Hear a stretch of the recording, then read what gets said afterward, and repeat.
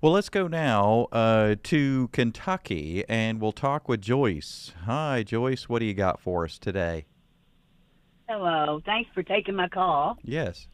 And I just got a question. It's got to do with family. Hmm. My son is on drugs, Yes. and he's been on drugs about a month. I mean, about a year, 2 years, and Okay. he's currently in jail. And I have done everything in my power. And if I start crying, I'm sorry. Mm. It really breaks my heart. But I've done everything in my power to try to help him, How old is he? and he is 42. Okay. But he is at the point now where he's threatening my well-being. Mm. He is, I mean, he's got really mean, calls me every bad name in the book. Yeah. And I've made sure that I won't let him come in my home because of the drugs. But I've made sure that he's had a tent to stay in. I've made sure that he's had a heater to be warm. I buy his clothes. I buy his food. I do everything. And everybody tells me I'm enabling him. Well, I might be, but I can't walk away from him because I don't feel like that's the Christian thing to do. But I feel like I'm at the point where I have to, and I don't know which way to turn. Is he in jail now? Yes, he is. And how long will he be there? I'm not sure. He hasn't went to court yet. Okay. But it's the But second or third I'm time? hoping. Has he been in jail Yes, before? it is. Okay. Yes, third time.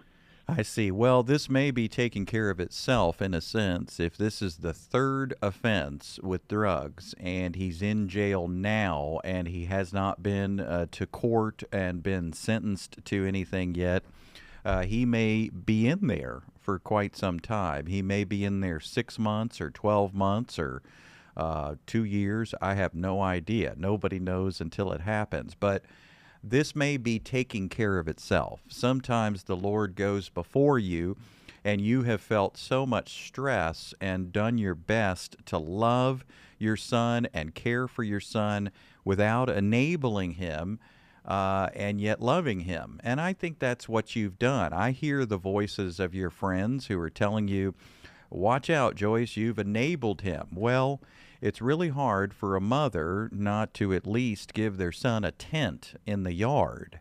I mean, that's a minimum help. And then to give him a heater so that he doesn't freeze to death.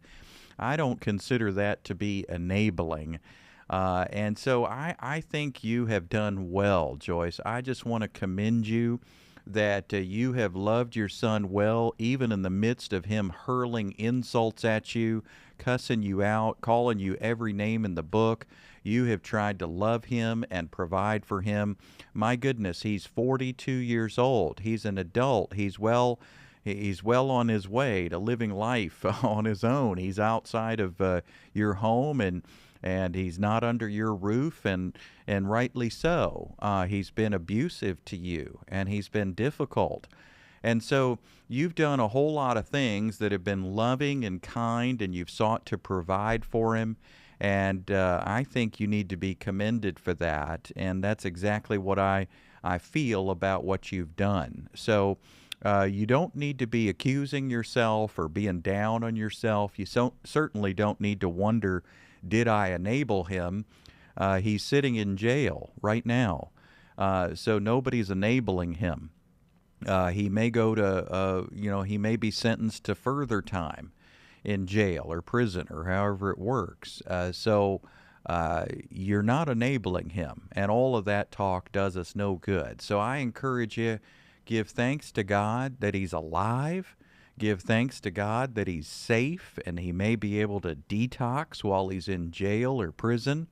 Um, that's in a way for someone who's been in a tent living outside with a heater, hoping to make it through the night. Perhaps being in jail is the perfect place for him right now to think about the choices he's been making, and to think about his future, and to think about how he wants to be different. And there's a whole lot of people going into jails presenting the gospel and talking about Jesus. I've done that for many years. I did it in jails and prisons in Indiana and later in Texas. I know for a fact there are a lot of believers that have just flooded the jail and prison system because they want to minister to people like your son. And so I think he's exactly where he needs to be right now. I think you can pray for your son and thank God that he's alive. And you have done well. You've done the very best you can.